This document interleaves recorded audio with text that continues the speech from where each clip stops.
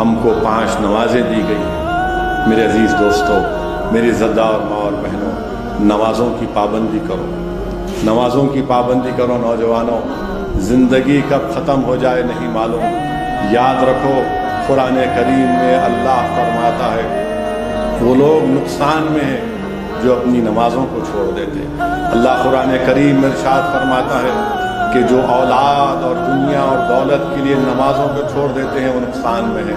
اللہ فرماتا ہے قرآن کریم میں کہ جب جہنم میں لوگوں کو ڈالا جائے گا تو ایک جہنمی دوسرے جہنمی سے پوچھے گا کہ تم کو کیوں جہنم میں ڈالا گیا؟ تو کہے گا کہ میں نے نمازوں کی پابندی نہیں کی۔ کوئی کہے گا کہ میں نے غریب اور مسکینوں کو کھانا نہیں کھلایا۔ میرے عزیز دوستو، نوجوانوں، چاہے وہ مرد ہو یا ہماری بیٹیاں ہوں، نماز کی پابندی کرو، خدا کے لیے نماز کی پابندی کرو۔ جب تم اور ہم قبر میں جائیں گے تو حشر کے میدان میں سب سے پہلا سوال کیا ہوگا؟ نماز ہوگی، نماز ہوگی۔ نماز کے بارے میں پوچھا جائے گا۔ نماز کو ہم نہیں چھوڑ سکتے۔ فوائل المصلین، کیا کہا اللہ نے کہ جو لوگ نماز میں سستی کرتے ہیں، ایک ایسی وادی ہے جہنم میں، اگر دنیا کے پہاڑ اس میں ڈالے جائیں گے تو پہاڑ پگھل جائیں گے، صرف نماز میں سستی کی وجہ سے۔ ہم میں اور غیر مسلم میں فرق کیا ہے؟ نماز ہے۔ جو اثر کی نماز ترک کرتا ہے اس کا رزق چلے آتا۔ نماز کی پابندی کرو۔ کتنی دیر لگتی آپ کو؟ کتنی دیر لگتی؟ اب بہت سو گئے میرے بھائی، اٹھو، اب تو اٹھو کہ اب اللہ کے گھر کے دروازے بند ہو جائے۔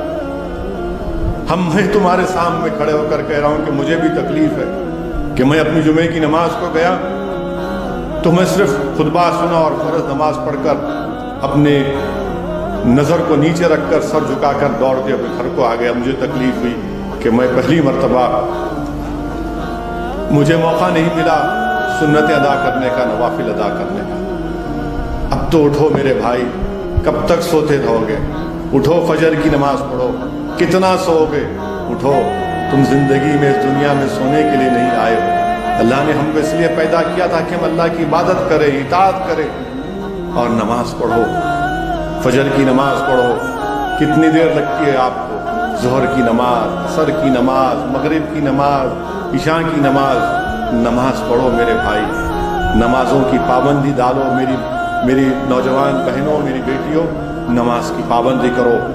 یہی سفر معراج کا سب سے بڑا پیغام۔ ہم کو نماز فرض، ہمارے کو نماز فرض ہوئی، نماز کو پہ کوئی کمپرومائز نہیں کیا سوائے اس کے کہ آپ سفر میں ہیں یا آپ بیمار ہیں، مگر نماز تو ادا کرنا ہے۔